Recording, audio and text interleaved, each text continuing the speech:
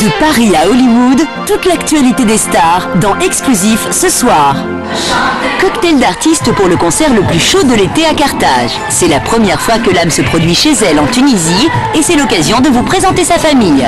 Exclusif lève son verre.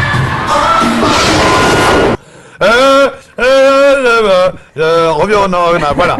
On va rentrer dans le vif du sujet et on va commencer par vous faire découvrir en exclusivité les coulisses d'un grand événement musical qui a eu lieu cet été en Tunisie. Et j'adore la Tunisie en plus. T'as été en Tunisie? T'as été où? Ah ouais, moi j'étais à Tunis, j'étais à Sidi Bou Saïd, j'étais tout ça. Ouais. Mais j'adore la Tunisie parce qu'on est reçu là-bas. On est bien reçu, c'est un pays chaleureux, on est vachement reçu. Et puis c'est un des seuls pays en ce moment du Maghreb où il n'y a pas trop de galères, quoi. D'accord. Et là en fait, tu vas nous amener dans un concert à Carthage. T'as été à Carthage, dans les belles arènes de Carthage? Non, j'ai pas été à... Enfin, pas trop vite, prompteur. Continue. Sur scène, il y avait l'âme.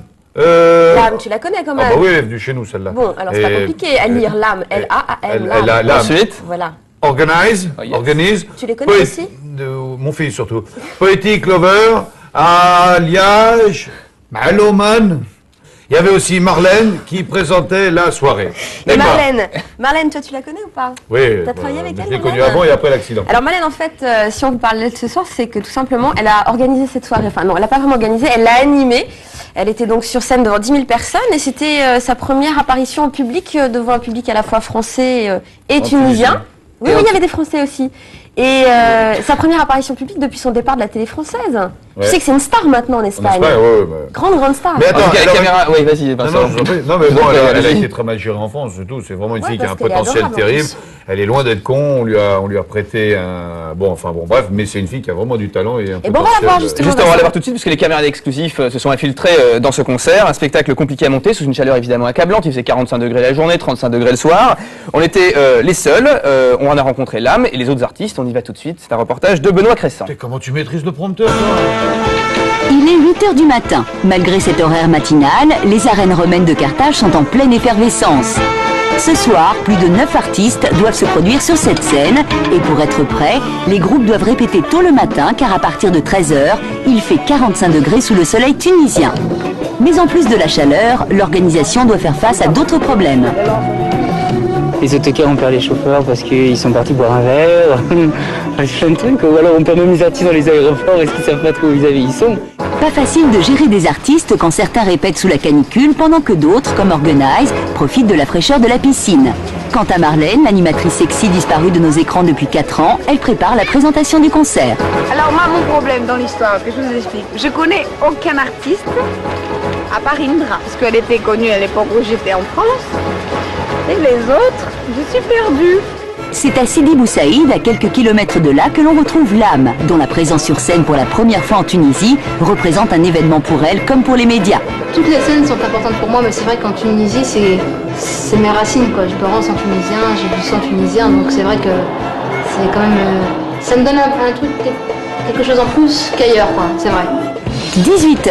Pour la première fois de la journée, Organize, Alliage, Méloman, Indra et les autres artistes se retrouvent tous ensemble pour parcourir en bus les 10 km qui les séparent des arènes.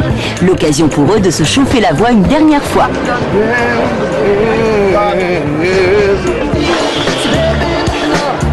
Le public s'est installé dans les gradins. Dans les coulisses, les artistes ont pris possession de leur loge. Et malgré la nuit, la température est toujours de 35 degrés. Ça fait des victimes.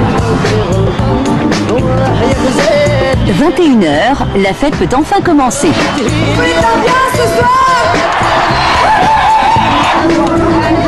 L'âme arrive à son tour. Elle est en retard, mais une surprise l'attend. Alors, attendez, là je présente Hendia, Sabrine, voilà, elle travaille à la télévision tunisienne, mes cousines, ma tante et ma cousine.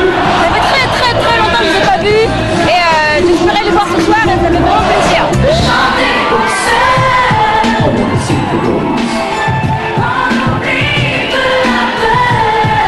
23 h, la chanteuse monte sur scène. Retrouvailles avec son public tunisien, partage d'un grand bonheur.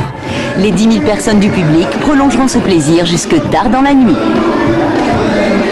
Ça m'a fait plaisir de chanter ici parce que c'est quand même mes racines aussi.